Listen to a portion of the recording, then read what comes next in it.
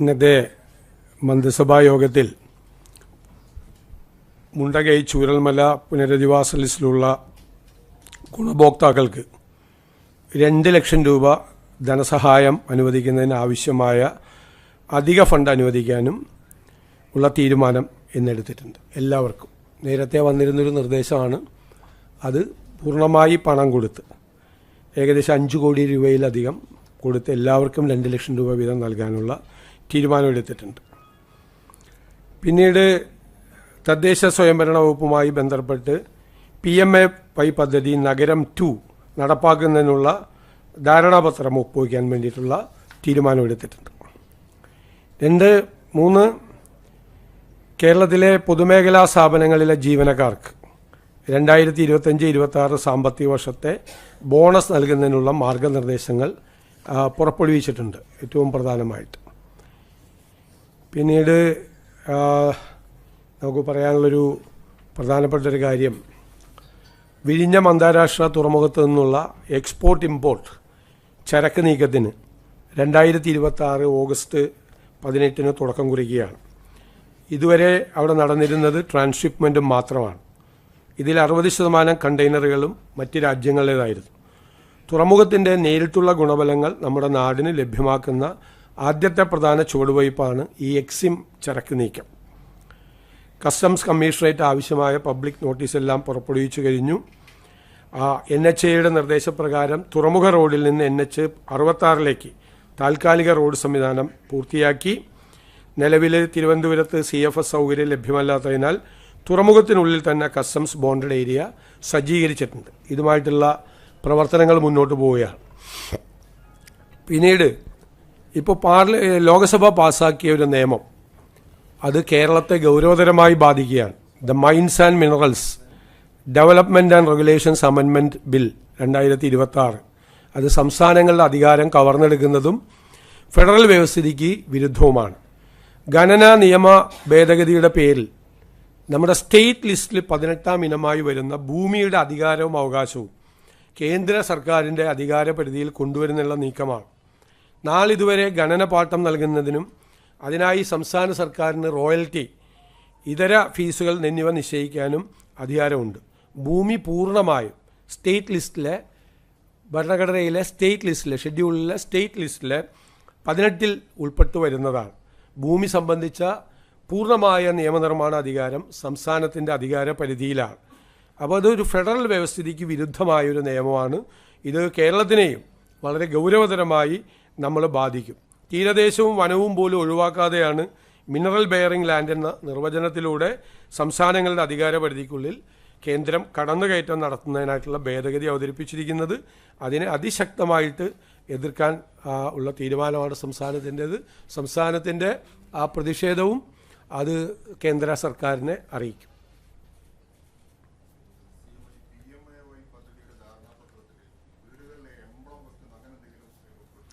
അല്ല, അത് അവരുടെ ഒരു കണ്ടീഷനാണ്, അവർ വെച്ചിരിക്കുന്ന ഒരു കണ്ടീഷനാണ്. ആ കണ്ടീഷൻ അത് ഉണ്ട് അവർക്ക്. ഫോട്ടോ, പ്രധാനമന്ത്രിയുടെ ഫോട്ടോ ഒന്നും വയ്ക്കാനില്ല, ഒരു എംബ്ലം, ഒരു ലോഗോ വെക്കണം എന്ന് പറഞ്ഞിട്ടുണ്ട്. ആ ലോഗോ അതിൻ്റെ അകത്ത് അവർ കണ്ടീഷനായിട്ട് അവർ പറഞ്ഞിരിക്കുന്ന കാര്യമാണ്. അല്ല, അത് MOU വയ്ക്കുമ്പോൾ അത് അംഗീകരിക്കേണ്ടി വരും.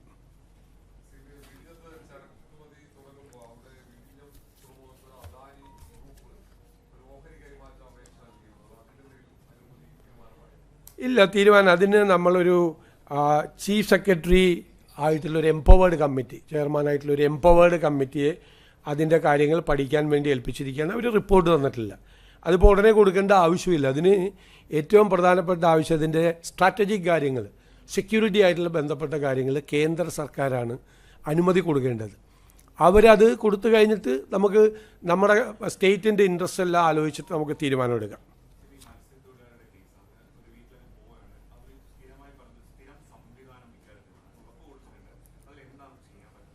അത് നമുക്കൊരു സ്റ്റാൻഡേർഡ് ഓപ്പറേറ്റിംഗ് പ്രൊസീജിയർ വേണം. യഥാർത്ഥത്തിൽ ഇപ്പോൾ ഉള്ളത് പര്യാപ്തമല്ല. കുറച്ചുകൂടി ഫലപ്രദമായി, കുറച്ചുകൂടി ഇന്നത്തെ സാഹചര്യങ്ങളെല്ലാം പരിഗണിച്ചുകൊണ്ട് വളരെ പെട്ടെന്ന് തന്നെ അത് തയ്യാറാക്കാൻ വേണ്ടിയിട്ട് ഫിഷറീസ് ഡിപ്പാർട്ട്മെൻറ്റ് നിർദ്ദേശം കൊടുത്തിട്ടുണ്ട്. അത് ബാക്കി വിദഗ്ധരുമായിട്ട് കൂടി ആലോചിച്ച് ഏറ്റവും പെട്ടെന്ന് തന്നെ ഒരു സ്റ്റാൻഡേർഡ് ഓപ്പറേറ്റീവ് പ്രൊസീജിയർ, ഒരാളെ കാണാതായി കഴിഞ്ഞാൽ കടലിൽ കാണാതായി കഴിഞ്ഞാൽ അയാളെ രക്ഷപ്പെടുത്തുന്നതിന് വേണ്ടിയിട്ടുള്ള ഓരോ മിനിറ്റ് വെച്ചിട്ടുള്ള കാര്യങ്ങൾ അനുസരിച്ചിട്ടുള്ള സംഭവങ്ങൾ തീർച്ചയായിട്ടും അത് ചെയ്യും.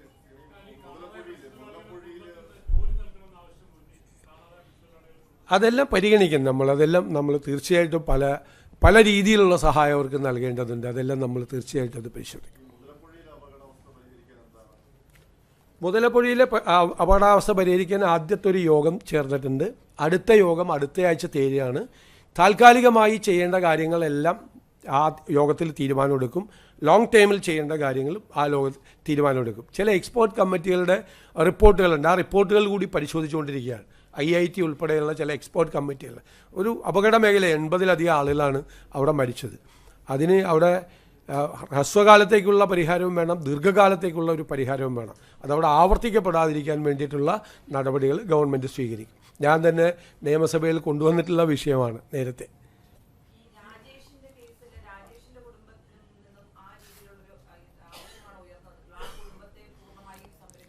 തീർച്ചയായിട്ടും പൂർണ്ണമായി ആ കുടുംബത്തെ സംരക്ഷിക്കും. അവരുടെ വീട് നിർമ്മിക്കാൻ ഞാൻ തന്നെ അതിൻ്റെ ചുമതല ഏറ്റെടുത്തിട്ടുണ്ട്. അതിൻ്റെ വീട് പൂർത്തിയാക്കി നല്ലൊരു വീട് നിർമ്മിക്കുന്നതിന് വേണ്ടിയിട്ടുള്ള കൊടുക്കും. ബാക്കിയുള്ള നഷ്ടപരിഹാരങ്ങളെല്ലാം കൊടുക്കും. നമുക്ക് ഏതെല്ലാം രീതിയിൽ ഈ കുടുംബങ്ങളെ സഹായിക്കാൻ പറ്റുമോ ആ രീതിയിലെല്ലാം ഗവൺമെൻറ് സഹായിക്കാൻ പറ്റും. എനിക്ക് തോന്നുന്നത് അടുത്ത ദിവസങ്ങൾക്കുള്ളിൽ തന്നെ ഇതിൻ്റെ തീരുമാനങ്ങളെല്ലാം എടുക്കാൻ പറ്റും. ആലോചിക്കും നമ്മൾ തീർച്ചയായിട്ടും.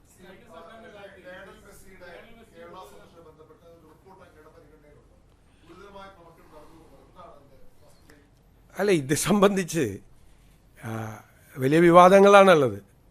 കായിക വകുപ്പിൻ്റെ ഒരു റിപ്പോർട്ട് എൻ്റെ കയ്യിൽ കിട്ടിയിട്ടുണ്ട്. അത് ഗൗരവതരമായി നമ്മൾ പരിശോധിച്ചുകൊണ്ടിരിക്കുകയാണ്. അതിൽ ഗുരുതരമായ ആരോപണങ്ങളാണ് ഉള്ളത്.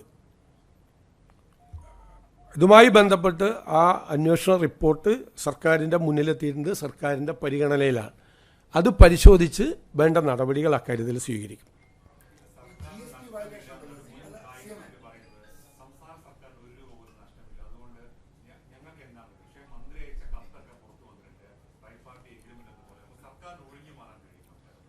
സർക്കാരിനെ ഒഴിഞ്ഞു മാറാൻ കാരണം സർക്കാർ ഇതിൻ്റെ ഭാഗമല്ലേ. കേരളത്തിൽ വന്ന് മെസ്സി കളിക്കും എന്ന് പറഞ്ഞ് ഇപ്പോൾ ഇത് തന്നെ കൊടുത്തത് ഇവരുമായിട്ട് എഗ്രിമെൻറ്റ്, അർജൻറ്റീനൻ ഫുട്ബോൾ അസോസിയേഷനുമായിട്ട് എഗ്രിമെൻറ്റ് വയ്ക്കാൻ ഒരു സ്വകാര്യ സ്ഥാപനത്തിന് അനുമതി കൊടുത്തതിൻ്റെ പ്രൊസീജിയർ എന്തായിരുന്നു പ്രൊസീജിയർ? എക്സ്പ്രഷൻ ഓഫ് ഇൻട്രസ്റ്റ് വിളിച്ചിട്ടാണോ കൊടുത്തത്? ഒന്നുമല്ലല്ലോ കൊടുത്തത്. ഒരു കമ്പനിക്ക് അത് കൊടുത്തു. വിപണി മൂല്യനിർണ്ണയമോ സാമ്പത്തിക ശേഷിയോ ഫണ്ടിൻ്റെ സ്രോതസ്സോ ഒന്നും പരിഗണിച്ചിട്ടില്ല. ഒരു കാര്യവും പരിഗണിച്ചിട്ടില്ല. പിന്നെ ഇത് സംസ്ഥാന ഗവൺമെൻറ്റും യഥാർത്ഥത്തിൽ ഇതിൻ്റെ പല കാര്യങ്ങളും അറിഞ്ഞിട്ടുണ്ടോ? പരസ്പര വിരുദ്ധമായ പ്രസ്താവനകളെല്ലാം ധാരാളം വരുന്നുണ്ട്. അപ്പം ഞങ്ങളത് പരിശോധിച്ചുകൊണ്ടിരിക്കുന്നതല്ലേ. പരിശോധിക്കുന്നതിന് മുമ്പ് തന്നെ എൻ്റെ മുമ്പിൽ ഒരു പരാതി കിട്ടിയപ്പോൾ തന്നെ ഞാൻ ഏതോ സ്ഥാപനത്തെ പൂട്ടിക്കാൻ വേണ്ടി ഇറങ്ങുകയാണെന്ന് പറയും. എൻ്റെ കയ്യിൽ കിട്ടിയിട്ടേ ഉള്ളൂ, ഞാൻ ഒന്നും ചെയ്തിട്ടില്ല അതിന് മീത്. അത് പഠിച്ചുകൊണ്ടിരിക്കുന്നേ ഉള്ളൂ. ഞങ്ങൾ പരിശോധിച്ചുകൊണ്ടിരിക്കുന്നതിൽ എല്ലാ മാർഗത്തും.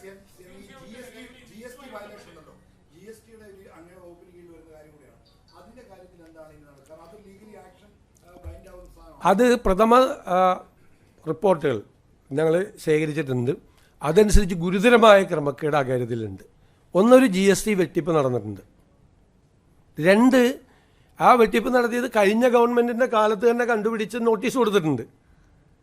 പക്ഷേ പിന്നീട് അതിൻ്റെ അകത്ത് അത് മരവിപ്പിക്കപ്പെട്ട പോലെ അന്വേഷണം മരവിക്കപ്പെട്ടതുപോലെയുള്ള ഒരു സ്ഥിതി പിന്നീടല്ല 7 മാസം ഉണ്ടായിട്ടുണ്ട്. അതടക്കമുള്ള കാര്യങ്ങൾ പരിശോധിച്ചുകൊണ്ട് സർക്കാരിന് നഷ്ടപ്പെട്ട തുക ഈടാക്കുന്നതിന് വേണ്ടിയിട്ടുള്ള നടപടികൾ സ്വീകരിക്കും. അതിൻ്റെ ഉണ്ടായിരിക്കുന്ന അനാസ്ഥയെക്കുറിച്ചുള്ള അന്വേഷണം നടത്തും. അത് ധനകാര്യ വകുപ്പ് നടത്തും.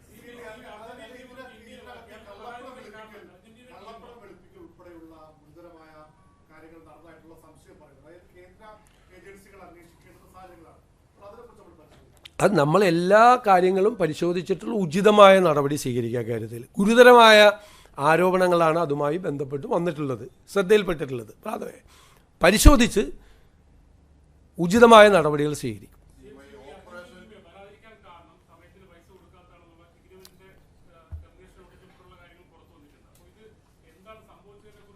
അന്വേഷണ പരിധിയിലെല്ലാം പെടുമല്ലോ. അന്വേഷണം നടത്തുമ്പോൾ എല്ലാം പെടുമല്ലോ. എല്ലാം പെടും.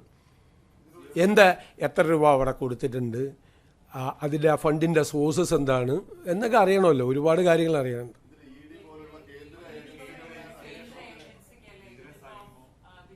അല്ല, ഞങ്ങൾ പ്രാഥമികമായി സംസ്ഥാന ഗവൺമെൻറ് അന്വേഷിച്ച് അത് കേന്ദ്ര ഏജൻസികൾ അന്വേഷിക്കേണ്ട ആവശ്യമുണ്ട് എന്ന് നമുക്ക് തോന്നുമ്പോഴാണല്ലോ നമ്മൾ അങ്ങോട്ട് റെഫർ ചെയ്യണത്. പ്രാഥമികമായ പരിശോധനകൾ പൂർത്തിയാക്കിയിട്ടാണ് ഏത് തരത്തിലുള്ള അന്വേഷണം വേണമെന്ന് തീരുമാനിക്കുന്നത്. അത് ഈ പറയുന്നത് പോലെ FCRA ആക്ടിൻ്റെ വയലേഷനോ അങ്ങനെ എന്തെങ്കിലും സംഭവങ്ങൾ ഉണ്ടെങ്കിൽ അപ്പോൾ ആലോചിക്കും. ഇപ്പോൾ നമ്മൾ ഇത് പരിശോധിച്ചുകൊണ്ടാണ്. അപ്പോൾ ഉചിതമായൊരു അന്വേഷണം വേണം എന്നുള്ളൊരു അഭിപ്രായത്തിലേക്കാണ് എത്തുന്നത്. അത് ഏത് തരത്തിലുള്ള അന്വേഷണം വേണമെന്ന് അടുത്ത ദിവസങ്ങൾ പ്രഖ്യാപിക്കും. അല്ല, അതെല്ലാം നമ്മൾ പരിശോധിച്ചുകൊണ്ടിരിക്കുകയാണ്. അല്ല, താങ്കൾ ഈ പറയുന്ന കാര്യങ്ങളെല്ലാം സർക്കാരിൻ്റെ അന്വേഷണ പരിധിയിലാണ്. അന്വേഷണത്തിന് നമ്മൾ ഏതെല്ലാം കാര്യങ്ങൾ അന്വേഷിക്കണമെന്ന് അന്വേഷണ ഏജൻസിയെ ഏൽപ്പിക്കുമ്പോൾ കൊടുക്കേണ്ട ടേംസ് ഓഫ് റെഫറൻസാണ് അങ്ങ് ഇവിടെ സൂചിപ്പിച്ച കാര്യങ്ങളെല്ലാം വരും അതിൻ്റെ അകത്ത്. അതെല്ലാം വരുമല്ലോ, സ്വാഭാവികമായിട്ട് വരുമല്ലോ, എല്ലാം വരും. സ്റ്റേറ്റ് ഗവൺമെൻറ്റിൻ്റെ റോൾ എന്തായിരുന്നു, സ്റ്റേറ്റ് ഗവൺമെൻറ്റിന് എന്ത് റോളായിരുന്നു ഇക്കാര്യത്തിൽ ഉണ്ടായിരുന്നത്, സ്റ്റേറ്റ് ഗവൺമെൻറ് സ്റ്റേറ്റിൻ്റെ താല്പര്യങ്ങൾ ഇവിടെ പ്രൊട്ടക്റ്റ് ചെയ്തോ, ഈ പറയുന്ന ഏജൻസി ഈ കാര്യത്തിൽ ഏതെങ്കിലും തരത്തിലൊരു മുതലെടുപ്പ് നടത്തിയോ തുടങ്ങിയുള്ള കാര്യങ്ങളെല്ലാം അന്വേഷണ പരിധിയിൽ വരും, അന്വേഷണ കാര്യങ്ങൾ വരും.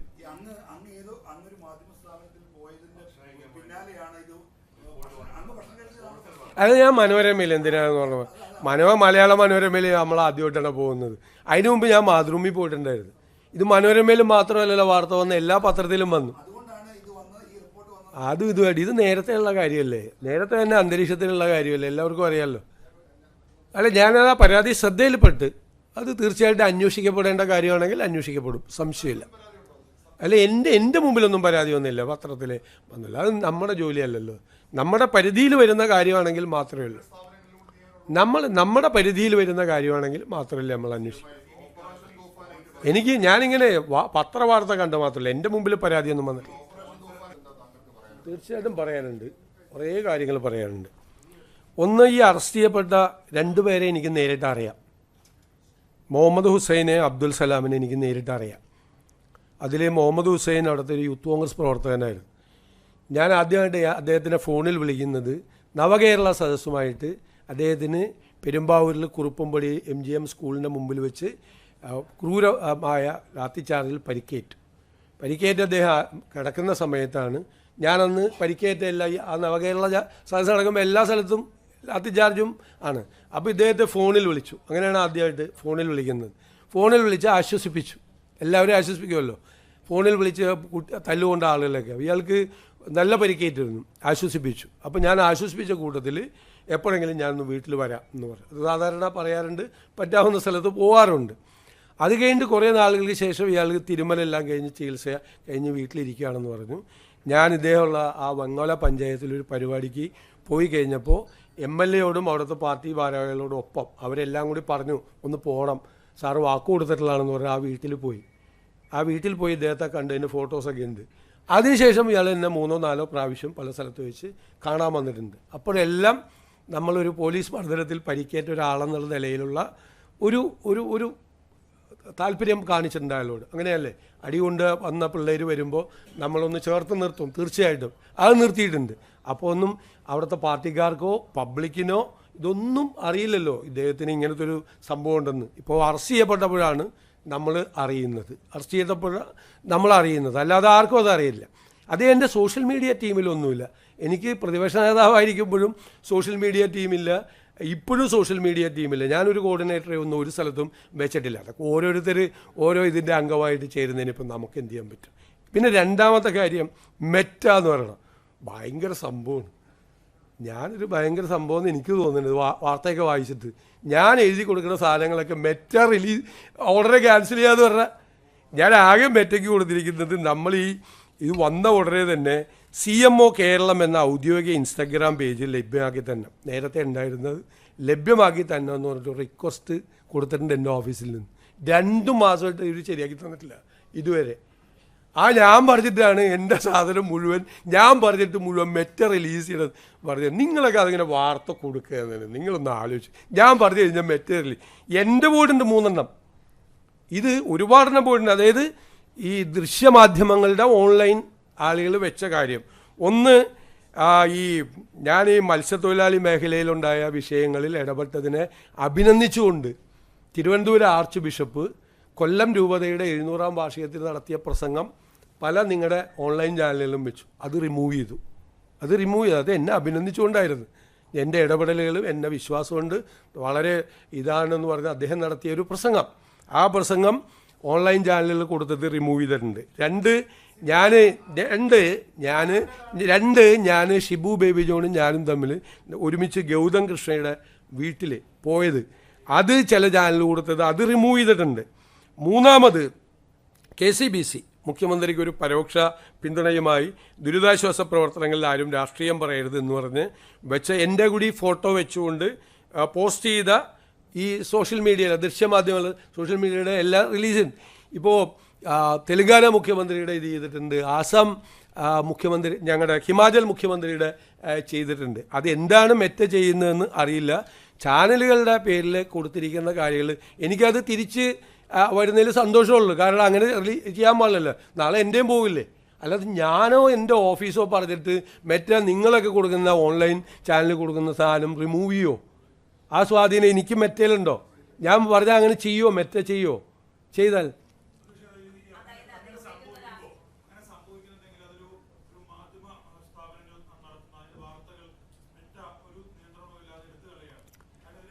അതിന് നമുക്ക് ഇടപെടണം. നിങ്ങളും ഇടപെടണം. നിങ്ങൾ അതിൻ്റെ അകത്ത് പരാതികൾ കൊടുക്കണം. അതിൻ്റെ കൂടെ സർക്കാർ നിൽക്കും. ഒരു സംശയം ആ കാര്യത്തിലില്ല. സർക്കാർ നിൽക്കും, ആ കൂടെ നിൽക്കും, സർക്കാർ കൂടി നിൽക്കും. ഒരു സംശയവും ആ കാര്യത്തിലില്ല.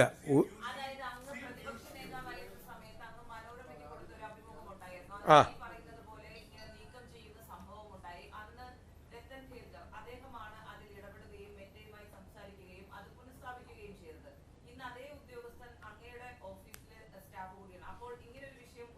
അല്ല, പ്രതിപക്ഷ നേതാവായിരുന്ന ഞാൻ മനോരമ ന്യൂസിലെ കൊടുത്ത ഒരു പോസ്റ്റ് പോലീസിനെ ഉപയോഗിച്ചിട്ടാണ് അന്ന് റിമൂവ് ചെയ്തത്.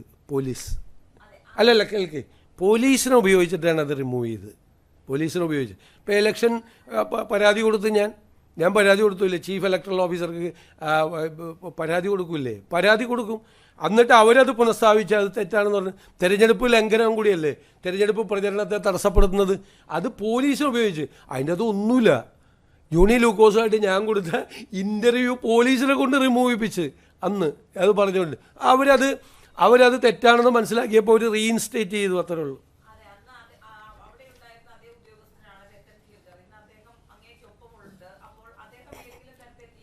രക്തം കേൾക്കറൊന്നും മെറ്റയായിട്ടൊന്നും ഇപ്പോൾ അത് ഒരു സ്ഥലത്തും സംസാരിച്ചിട്ടില്ല. എൻ്റെ ഓഫീസിലെ ഒരാളും ഞങ്ങളെ ഓഫീസിൽ പറഞ്ഞാൽ മെറ്റ നിങ്ങളുടെയൊക്കെ റിമൂവ് ചെയ്യണം, നിങ്ങളെല്ലാം റിമൂവ് ചെയ്യണം. ഞാൻ പറയില്ല, എനിക്ക് അനുകൂലമായിട്ടുള്ള കാര്യം പ്ലീസ് ഞാൻ പറയുമല്ലേ മറുപടി, പ്ലീസ് ഞാൻ പറയുമല്ലേ, അങ്ങ് ചോദിച്ചതിന് ഞാൻ മറുപടി പറയല്ലേ. എൻ്റെ അടക്കമുള്ള എല്ലാം റിമൂവ് ചെയ്യാണ് മുഖ്യമന്ത്രിമാരുടെ പലരും. അത് എന്താണ് മെറ്റയുടെ എന്തെങ്കിലും പോളിസിയിലുണ്ടായിരിക്കുന്ന ചേഞ്ചാണോ എന്താണെന്ന് വ്യക്തമല്ല. അത് തിരിച്ചു വയ്ക്കാൻ വേണ്ടിയിട്ട് നിങ്ങളുടെ ചാനലുകളിൽ നിന്ന് ഓൺലൈൻ മീഡിയയിൽ നിന്ന് റിമൂവ് ചെയ്തിട്ടുണ്ടെങ്കിൽ തിരിച്ചു കൊണ്ടുവരാൻ വേണ്ടിയിട്ടുള്ള ശ്രമങ്ങൾ നിങ്ങൾ നടത്തണം. അതിൻ്റെ കൂടെ സർക്കാരുണ്ടാവും. സർക്കാർ വേണമെങ്കിൽ കത്തെഴുതാം. ഞാൻ വേണമെങ്കിൽ കത്തെഴുതാം മെറ്റയ്ക്ക്. കാരണം എന്നെ വിമർശിച്ച് കൊണ്ട് വരുന്ന പോസ്റ്റ് ഒന്നും റിമൂവ് ചെയ്യരുത് എന്ന് പറഞ്ഞുകൊണ്ട് ഞാൻ കത്തെഴുതാം. ഞാൻ റെഡിയാണ്. നിങ്ങൾ ആർക്കെങ്കിലും അങ്ങനെ ആരെങ്കിലും മെറ്റ കൊണ്ടിട്ട് ഒരു 10 പോസ്റ്റ് റിമൂവ് ചെയ്തിട്ട് നമുക്ക് അങ്ങനെ കേരളത്തിലെ മാധ്യമങ്ങളുടെയും സോഷ്യൽ മീഡിയയുടെയും വായി മൂടി കിട്ടാൻ പറ്റുമെന്ന് വിശ്വസിക്കുന്നൊരു മൂഢനാണോ ഞാൻ? നിങ്ങളെന്താ? അല്ല, അത് അങ്ങനെയല്ലേ അവർ പറയുള്ളൂ. കാരണം പോലീസിനെ ഉപയോഗിച്ച് ഞാൻ ജോണി ലൂക്കോസിന് കൊടുത്ത ഇൻ്റർവ്യൂ നിങ്ങൾ നോക്കുക, അതിൻ്റെ അകത്ത് വല്ലതും ഉണ്ടാകുന്നു. റിമൂവ് ചെയ്യിപ്പിച്ച ആളുകളാണ് ഈ പറയുന്നത്. പ്രതിപക്ഷ നേതാവിൻ്റെ റിമൂവ് ചെയ്യിപ്പിച്ച ആളുകളാണ് ഈ പറയുന്നത്. എൻ്റെ ഇൻ്റർവ്യൂ അത് അവരെന്തൊക്കെ പറയാം. ഒരു അപ്രഖ്യാപിതമായ രീതിയിലാണ്. കാരണം മെറ്റയുടെ പോളിസി ചേഞ്ച്, മെറ്റ പ്രധാനമന്ത്രിയോട് മാപ്പ് പറയുന്നുള്ള വാർത്ത നമ്മൾ കണ്ടു. അതിനുശേഷമാണ് ഇത് ത്രൂ ഔട്ട് ഇന്ത്യയിലുണ്ട്, കേരളത്തിൽ മാത്രമല്ല. അതുകൊണ്ടാണ് ഞാൻ തെലങ്കാനയിലെ കാര്യം പറഞ്ഞത്, ഹിമാചൽ മുഖ്യമന്ത്രിയുടെ പറഞ്ഞത്. ഇങ്ങനെ പല സംസ്ഥാനങ്ങളിലും ഇതുമായിട്ട് ബന്ധപ്പെട്ട റിപ്പോർട്ടുകൾ വരുന്നുണ്ട്. നിങ്ങളിത് റിമൂവ് ചെയ്യപ്പെട്ട സ്ഥാപനങ്ങൾ അവർക്ക് പരാതിയേക്ക് നമ്മളും പറയാം, നമ്മൾ അതിൻ്റെ കൂടെ നിൽക്കുക, സർക്കാർ അതിൻ്റെ കൂടെ നിൽക്കുക. നിങ്ങളിപ്പോൾ എനിക്കെതിരെ ഇട്ടിരിക്കുന്ന സംഭവങ്ങൾ പോലും പുനഃസ്ഥാപിക്കണമെന്ന് ഞാൻ ആവശ്യപ്പെടാം. എനിക്കൊരു ബുദ്ധിമുട്ടുമില്ല. അത് വന്നാൽ അല്ലെങ്കിലും പറയണല്ലേ. അല്ലല്ല, പോലീസ് ഇതുമായിട്ട് യാതൊരു അല്ല അത് അവർ ചെയ്യുന്നതല്ല, അവിടെ നിന്ന് ചെയ്യുന്നതല്ല. അവരോടാണ് നമ്മൾ ആവശ്യപ്പെടുന്നത്. അവരാണ് ഇതിൻ്റെ അതോറിറ്റി. അവർക്ക് മാത്രമേ ഇത് റിമൂവ് ചെയ്യാൻ പറ്റുള്ളൂ. ഉറപ്പാ, അതല്ലേ സർക്കാർ ഇടപെടാമെന്നല്ലേ ഞാൻ പറഞ്ഞത്. നിങ്ങൾ കൂടി വേണം. നിങ്ങൾ നീക്കം ചെയ്ത ആളുകൾ പരാതി കൊടുക്കണം. കാരണം നിങ്ങളാണ് അഗ്രീവ്ഡ് പാർട്ടി. അഗ്രീവ്ഡ് പാർട്ടി ഇത് നീക്കം ചെയ്ത സ്ഥാപനങ്ങളാണ്. അവർ പരാതി കൊടുക്കണം. അവർ പരാതി കൊടുത്താലേ നിലനിൽക്കുകയുള്ളൂ. നമ്മൾ അതിന് പിന്തുണ കൊടുക്കുക. എൻ്റെ ഇടയ്ക്ക് എന്നെ വിമർശിച്ചുകൊണ്ടിട്ടിരിക്കുന്ന പോസ്റ്റുകളടക്കം തിരിച്ചിടണം എന്ന് പറഞ്ഞിട്ട് നമ്മൾ കത്ത് കൊടുക്കുക. ഒരു പ്രശ്നമില്ല. അതൊക്കെ സ്വാതന്ത്ര്യദിനം ആഘോഷിക്കുമ്പോൾ കണ്ടോ സർക്കാരിൻ്റെ നയം എന്താണെന്ന് നിങ്ങൾ മനസ്സിലാവും. അല്ല, വ്യാപകമായ ശ്രമം ചില ഭാഗങ്ങളിൽ നടക്കുന്നുണ്ട്. ഞങ്ങളത് അന്വേഷിച്ചുകൊണ്ടിരിക്കുകയാണ്. ശക്തമായ നടപടികൾ ആ കാര്യത്തിൽ സ്വീകരിക്കും. ചീഫ് സെക്രട്ടറിയുടെ കത്തൊന്ന് വായിച്ചു നോക്കും. ചീഫ് സെക്രട്ടറിക്ക് ഡൽഹിയിൽ നിന്ന് അയച്ച കത്ത് ചീഫ് സെക്രട്ടറി LSCD സെക്രട്ടറിക്ക് ഫോർവേഡ് ചെയ്തു. അത്രയല്ല, ഫോർവേഡ് ചെയ്തു. ചീഫ് സെക്രട്ടറിയുടെ ജോലിയാണത്. ഫോർവേഡ് ചെയ്തു. സ്റ്റേറ്റ് ഗവൺമെൻറ് നയമല്ലല്ലോ പറഞ്ഞിരിക്കുന്നത്. അവിടെ അയച്ച ഹാർത്തിരംഗയായിട്ട് ബന്ധപ്പെട്ട ആ പരിപാടിയിലിരുന്നു. സ്വാതന്ത്ര്യദിനമായിട്ട് ബന്ധപ്പെട്ട കാര്യങ്ങൾ സർക്കാരാണ് തീരുമാനിക്കുന്നത്. സർക്കാരിന് അതിൻ്റെ അകത്തൊരു കൃത്യമായ നയമുണ്ട്. UDFന് അത് സംബന്ധിച്ച ഒരു കൃത്യമായ നയമുണ്ട്. അത് നിങ്ങൾ ഓഗസ്റ്റ് 15 ഇനി അധികം ദിവസമില്ലല്ലോ, അപ്പോൾ മനസ്സിലാവും. അല്ല, ഞാൻ പറഞ്ഞല്ലോ, ഇതിനകത്ത് സർക്കാരിന് ഇതിനകത്ത് കൃത്യമായ നയമുണ്ട്. അത് ഓഗസ്റ്റ് 15 അത് വളരെ വ്യക്തമാവും സർക്കാരിൻ്റെ നയം എന്താണ് ഇക്കാര്യത്തിലെന്ന്. പിന്നെ നിയമം പാസ്സാക്കിയിട്ടുണ്ട്. നിയമം പാസ്സാക്കി പ്രസിഡന്റ് ഒപ്പുവെച്ച് അത് നോട്ടിഫിക്കേഷനായിട്ട് വന്നിട്ടുണ്ട്. ആ നിയമത്തിൽ അത് മുഴുവൻ പാടണമെന്നാണ് നിയമപരമായിട്ട് പറയണത്. പാർലമെൻറ്റ് പാസ്സാക്കിയ നിയമമാണ്.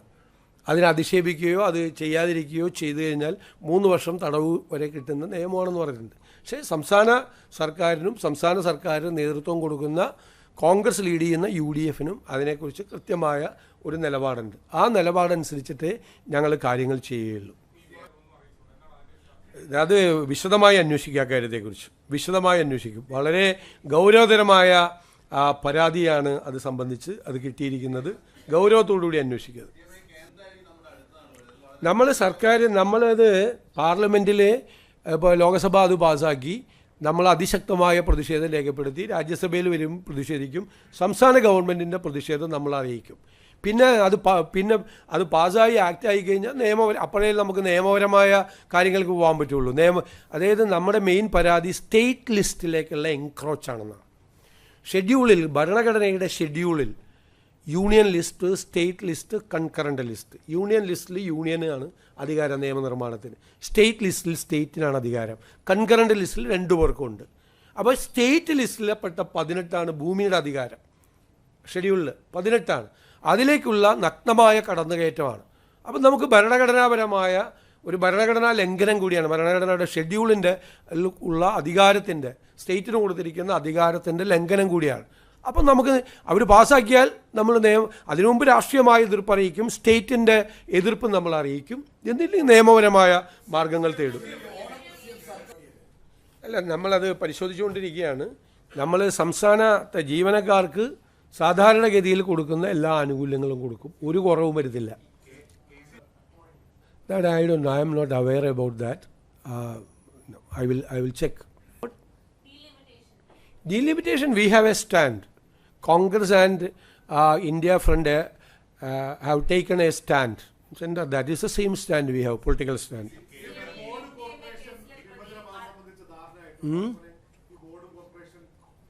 ഞങ്ങൾ ലാസ്റ്റ് വീക്കിലാണല്ലോ UDF യോഗം കഴിഞ്ഞിട്ട് ലാസ്റ്റ് വീക്കിലാണ് ചർച്ച വെച്ചിരുന്നത്. അപ്പോഴാണ് ഈ ഫ്ലഡും പ്രശ്നങ്ങളൊക്കെ ഉണ്ടായത്. അതുകൊണ്ട് അത് നമ്മൾ ഈ ആഴ്ചത്തേക്ക് അത് മാറ്റിവെച്ചു. നമ്മൾ ചർച്ചകൾ തുടങ്ങി. ഞങ്ങൾ ചർച്ചകൾ തുടങ്ങിയിട്ടേ ഉള്ളൂ. പിന്നെ നിങ്ങൾ തന്നെ ഇങ്ങനെ വാർത്ത ഇടുവാണ്.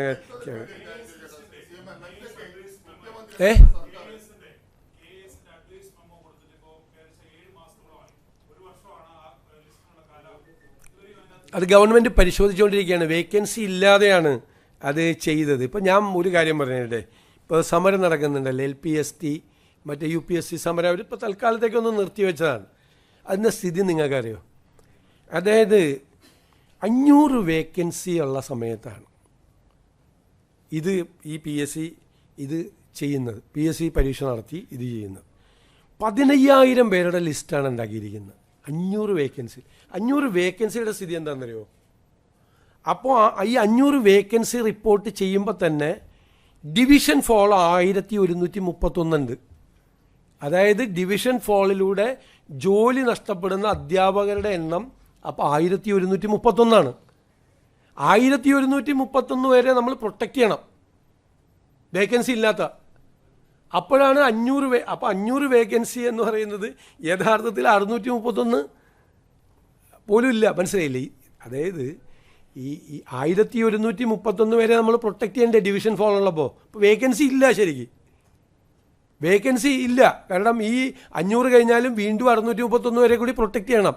നിലവിലുള്ള 500 വേക്കൻസിയും പിന്നെ 631 വരെ കൂടി പ്രൊട്ടക്റ്റ് ചെയ്യണം. ആ സമയത്താണ് വീണ്ടും പരീക്ഷ നടത്തിയിട്ട് 15,000 പേരുടെ ലിസ്റ്റ് ഉണ്ടാക്കിയിരിക്കുന്നത്. അല്ല, അങ്ങനെ പരീക്ഷ നടത്തുന്നത് തന്നെ ശരിയാണോ? ഇല്ലാത്ത വേക്കൻസിയിൽ പരീക്ഷ നടത്താമോ? ഇല്ലാത്ത വേക്കൻസിയിലാണ് ആ പരീക്ഷ നടത്തിയത്. ഇല്ലാത്ത വേക്കൻസിയിൽ പരീക്ഷ നടത്തി. ഇപ്പോൾ ഈ ഗവൺമെൻറ്റാണ് എൻ്റെ തലയിലായി അത് ഇല്ലേ, നമ്മുടെ മുമ്പിലായി. അപ്പം നേരത്തെ 1:40 ആയിരുന്നു റേഷ്യോ, സ്റ്റുഡൻറ്റ് ടീച്ചർ റേഷ്യോ. പല കാലങ്ങളായിട്ട് അത് കുറച്ചു കൊണ്ടു. 1:35 ആയി, 1:30 ആയി. ഇപ്പോൾ 1:25 ആക്കണമെന്നാണ് ഇപ്പോഴത്തെ ഡിമാൻഡ്. 25 കുട്ടികൾക്കൊരു സ്റ്റുഡൻറ്റ്. പിന്നെ നിങ്ങൾക്കറിയാം സർക്കാർ സ്കൂളുകളിലെ കുട്ടികളുടെ എണ്ണം കുറഞ്ഞുകൊണ്ടിരിക്കുകയാണ്. ഡെമോഗ്രാഫിക് ചേഞ്ചാണ്, അല്ലാതെ പൊതു സംവിധാനത്തിലുള്ള കുറവല്ല. നേരത്തെ തന്നെ കഴിഞ്ഞ ഗവൺമെൻറ്റിൻ്റെ കാലത്ത് തന്നെ അത് ദൃശ്യമായി തുടങ്ങി. എണ്ണം കുറയാണ്, എൻറോൾമെൻറ്റ് കുറയാണ്, കുട്ടികളുടെ എണ്ണം. കാരണം കുറവാണ്, പല കാരണങ്ങൾ കൊണ്ടാണ്. ഡെമോഗ്രാഫിക് റീസൺസാണ്. ജനസംഖ്യ കുറഞ്ഞുകൊണ്ടിരിക്കുന്നു എന്നുള്ളതിൻ്റെ പ്രശ്നമുണ്ട്. ലേറ്റ് മാരേജിൻ്റെ വിഷയങ്ങളുണ്ട്, ഒരുപാട് വിഷയങ്ങളുണ്ട്. പക്ഷേ എൻറോൾമെൻറ്റ് കുറയാണ് കുട്ടികളുടെ. അതുകൊണ്ടാണ് നമ്മൾ 2 മാസം അവരോട് നമ്മൾ ചോദിച്ചത്. നമ്മൾ അവരോട് ഏതെങ്കിലും സമീപകാലത്ത് നിങ്ങളിങ്ങനെ ചർച്ച ചെയ്തിട്ടുണ്ടോ?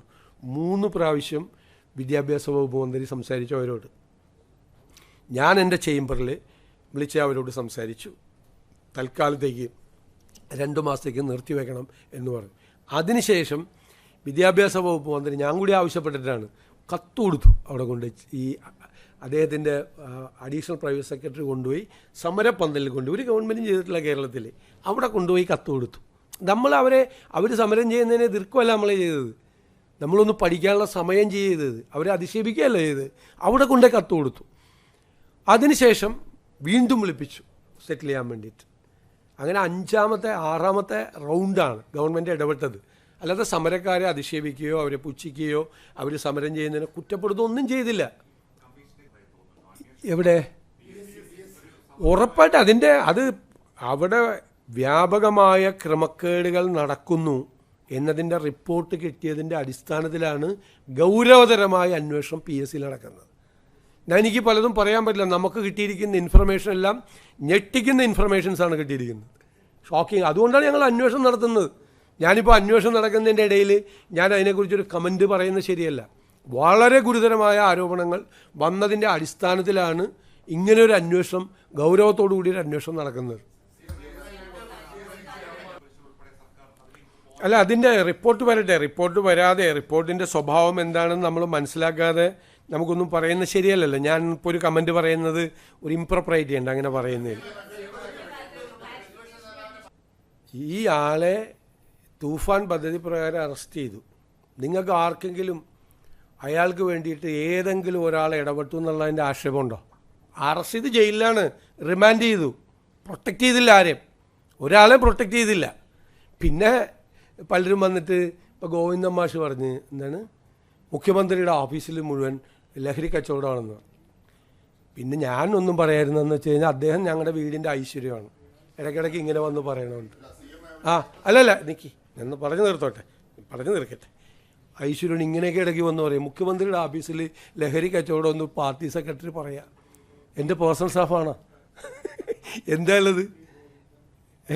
നിങ്ങൾക്കറിയാമല്ലേ, മുൻ മുഖ്യമന്ത്രിയുടെ പ്രിൻസിപ്പൽ സെക്രട്ടറി സ്വർണ്ണക്കള്ളക്കടത്ത് കേസിൽ 100 ദിവസം ജയിലിൽ കിടന്നപ്പോൾ ഈ സെക്രട്ടറി എവിടെയായിരുന്നു? ഈ പാർട്ടി സെക്രട്ടറി പറഞ്ഞോട്ടെ, അത് പുള്ളി ഞാൻ എന്നെ കൊണ്ട് ഇത് പറയിപ്പിക്കാൻ വേണ്ടി ഇത് വന്ന് പറഞ്ഞത്.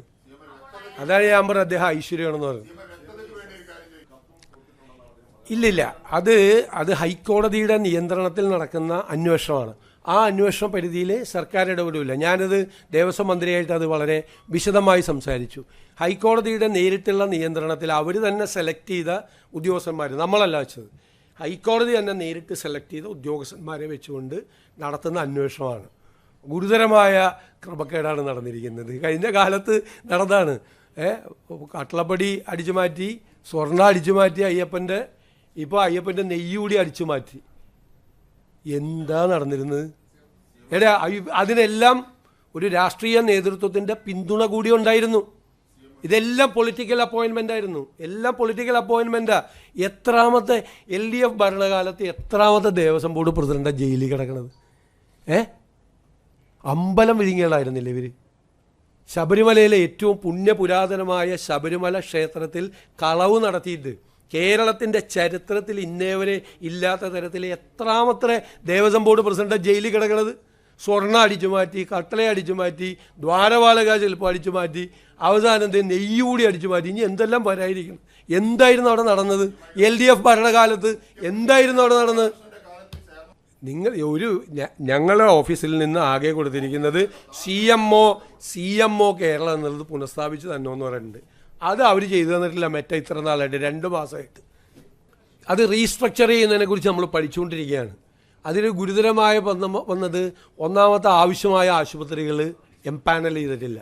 കൂടുതലും ഹോസ്പിറ്റൽസാണത് എംപാനൽ ചെയ്തിരിക്കുന്നത്. പിന്നെ ആശുപത്രികളിൽ എംപാനൽ ചെയ്തിരിക്കുന്ന സ്ഥലത്ത് അവിടുത്തെ നല്ല ഡിപ്പാർട്ട്മെൻറ്റ്സ് അതിൻ്റെ അകത്തൊന്നുമില്ല. അപ്പോൾ വ്യാപകമായ പരാതികൾ ജീവനക്കാരുടെയും പെൻഷൻകാരുടെയും ഭാഗത്തുണ്ട്. ഞങ്ങൾ റീസ്ട്രക്ചർ ചെയ്യുക പോരെ, ഇത്രയും മതി.